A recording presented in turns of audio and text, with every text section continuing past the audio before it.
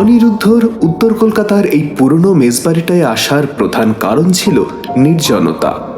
ইতিহাস নিয়ে তার গবেষণা, বিষয় ৩০-এর দশকের সশস্ত্র বিপ্লবী আন্দোলন। থিসিসটা শেষ করতে শান্ত একটা পরিবেশ দরকার ছিল।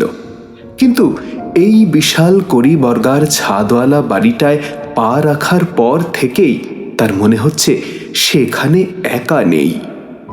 দেওয়ালে লোনা ধরা দাগ, খড়খড়ি দেওয়া জানলা আর সিঁড়ির কোণে এক জমাট বাঁধা অন্ধকার যেন সব সময় তাকে লক্ষ্য করছে। মেসের ম্যানেজার বৃদ্ধ নিবারণ বাবু চাবিটা দেওয়ার সময় কেমন যেন নিস্পৃহ গলায় বলেছিলেন, ৩ তলার পূব দিকের ঘরটাতেই থাকুন। ও ঘরটা অনেকদিন বন্ধ, তবে হাওয়া বাতাস ভালো। প্রথম কয়েকটা রাত নিরুপদ্রবেই কাটল, কিন্তু বিপত্তি শুরু হলো দিন 4 পর।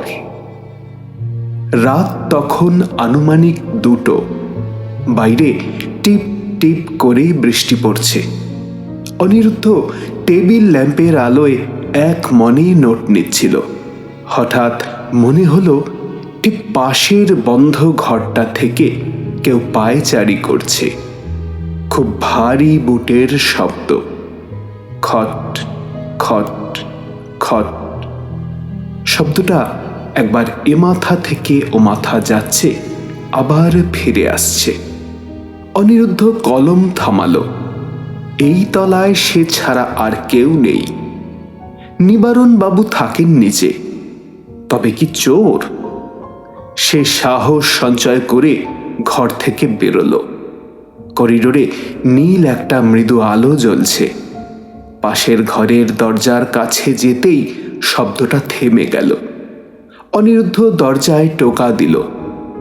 কে? ভেতরে কে আছেন? ভেতর থেকে কোনো উত্তর এলো না। শুধু এক ঝলক বরফ শীতল হাওয়া দরজার তলা দিয়ে বেরিয়ে এসে অনিরুদ্ধর পা ছুঁয়ে গেল। সে দ্রুত নিজের ঘরে ফিরে এলো। পরদিন বিকেলে লাইব্রেরিতে পুরনো নথিপত্র ঘাঁটতে গিয়ে অনিরুদ্ধর চোখ আটকে গেল 1932 সালের একটা খবরের কাগজের কাটিংয়ে। ওই বাড়িতেই পুলিশ রেড করেছিল ব্রিটিশরা। সেখানে দলের এক দুর্ধর্ষ বিপ্লবী আত্মগোপন করেছিলেন। নাম ধীমান বসু। পুলিশের অতর্কিত হানার সময় ধীমানবাবু পীরের মতো লড়াই করছিলেন, কিন্তু শেষ পর্যন্ত তিনি পরাস্ত হন ব্রিটিশদের গুলিতে নয়, বরং নিজেরই দলের এক অতি বিশ্বস্ত সহযোদ্ধার বিশ্বাসঘাতকতায়। সেই বন্ধুটি পুলিশের কাছ থেকে পুরস্কারের লোভে ধীমান বসুর পিঠে গুলি চালিয়ে দেয়। ওই ঘরেই তার পার্থিব জীবনের অবসান ঘটে। তিনি দেহত্যাগ করেন। অনিরুদ্ধর শরীরের রক্ত হিম হয়ে গেল। যে ঘরে ধীমান বসু তাঁর শেষ নিঃশ্বাস ত্যাগ করেছিলেন, সে ঘরটার পাশেই সে থাকছে। সেদিন রাতে অনিরুদ্ধ আর আলো নেভালো না। রাত বাড়তে বাড়তে শহরটা নিঝুম হয়ে এলো। ঠিক 2:30-এর সময় সেই বুটের শব্দ শুরু হলো। তবে এবার শুধু শব্দ নয়, কেউ যেন ঘরের ভেতর ফিস ফিস করে কথা বলছে। অনিরুদ্ধর ঘরের দরজাটা ধীরে ধীরে খুলে গেল। পাল্লা দুটো নড়ে উঠল কোনো বাতাস ছাড়াই। দরজার সামনে দাঁড়িয়ে আছে এক দীর্ঘদেহী যুবক, পরনে ধুতি আর খদ্দরের পাঞ্জাবি, কাঁধে একটা ঝোলা ব্যাগ। যুবকের বুকের বাঁ দিকে একটা বড় রক্তের দাগ। সেখান দিয়ে পাঞ্জাবিটা ভিজে কালচে হয়ে আছে, কিন্তু তার চোখের দৃষ্টি কি তীব্র, যেন অন্ধকার চিরে বেরিয়ে আসছে আলোক শিখা। অনিরুদ্ধর গলার স্বর আটকে গেল। সে শুধু অস্ফুট স্বরে বলল, আপনি আপনি ধীমান বসু? ছায়াটি নড়ল না।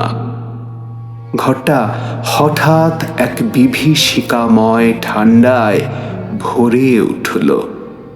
ধীমান বসুর আত্মা ধীর পায়ে অনিরুদ্ধর টেবিলের সামনে এসে দাঁড়ালো। তার দৃষ্টি অনিরুদ্ধর ল্যাপটপ আর খোলা বইগুলোর ওপর। সবাই কি স্বাধীন? ফিসফিসে গলায় প্রশ্নটা ভেসে এলো। মনে হলো শব্দটা ঘর থেকে নয়, সরাসরি অনিরুদ্ধর মগজের ভেতর থেকে আসছে। অনিরুদ্ধ কাঁপা গলায় উত্তর দিল, হ্যাঁ, ব্রিটিশরা চলে গেছে বহু বছর আগে। আমাদের নিজেদের শাসন এখন। বিপ্লবীর আত্মা এবার একটু হাসল। সে হাসিটা বড় করুন। নিজেদের শাসন? কিন্তু মানুষ কি পেট ভরে খেতে পায়? ভাইয়ে ভাইয়ে মারপিট কি থেমেছে? মেয়েরা কি রাতে নির্ভয়ে পথে হাঁটতে পারে? অনিরুদ্ধ চুপ করে রইল। তার কাছে কোনো উত্তর নেই। বর্তমান সময়ের অবক্ষয় আর দুর্নীতির খবরগুলো তার চোখের সামনে ভেসে উঠল। ধীমান বসু তার রক্তাক্ত হাতটা বাড়িয়ে অনিরুদ্ধর গবেষণার খাতাটা ছুঁলেন। তার চোখে তখন হাজার বছরের ক্লান্তি। তিনি বললেন, জানো, যেদিন পুলিশ এলো আমি ভয় পাইনি। ভেবেছিলাম দেশের জন্য শহীদ হব, কিন্তু যখন দেখলাম আমারই বন্ধু শঙ্কর আমার পিঠে রিভলভার ঠেকিয়ে ট্রিগার টিপল, তখন মনে হলো দেশটা বুঝি হেরে গেল। ব্রিটিশরা আমাকে মারতে পারেনি, মেরেছে আমারই দেশের মানুষের লোভ। বলতে বলতে অশরীরী আত্মাটির কণ্ঠস্বর কান্নায় ভেঙে পড়ল। এক নীরব আর্তনাদে সারা ঘর থর থর করে কাঁপতে লাগল। ধীমান বসুর চোখের কোল দিয়ে রক্তের বদলে জল গড়িয়ে পড়ছে। সেই চোখের জল মেঝেতে পড়ার আগেই বাষ্প হয়ে যাচ্ছে। অনিরুদ্ধ আবেগে আর অপরাধ বোধে চিৎকার করে উঠল, আমাদের ক্ষমা করবেন, আমরা আপনাদের রক্তের দাম দিতে পারিনি। হঠাৎ একটা তীব্র আলোর ঝলকানি হলো। জানালা দিয়ে ভোরের প্রথম আবছা আলো আসতেই ধীমান বসুর অবয়বটা ধোঁয়ার মতো মিলিয়ে যেতে শুরু করল। যাওয়ার আগে তিনি শেষবার বললেন,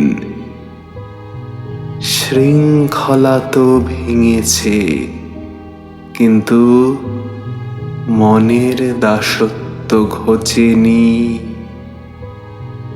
যেদিন তোমরা আবার মানুষ হবে, সেদিন আমার এই ক্ষত জুড়বে।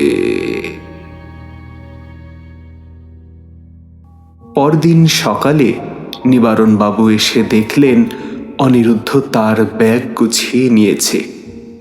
মেস ছেড়ে দেওয়ার আগে সে পূব দিকের সেই বন্ধ ঘরের দরজার সামনে গিয়ে মাথা নত করে দাঁড়ালো। মেঝের ওপর ধুলোর আস্তরণে একটা গভীর পায়ের ছাপ।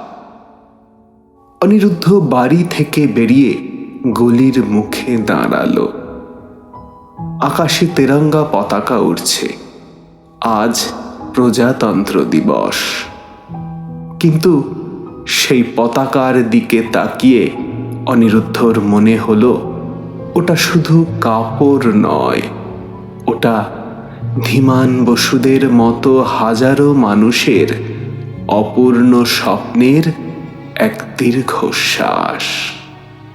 তার দু চোখ দিয়ে অজান্তেই জল গড়িয়ে পড়ল। সে বুঝতে পারল আমরা আসলে স্বাধীন হওয়ার সুযোগ পেয়েছিলাম, কিন্তু যোগ্য হতে পারিনি।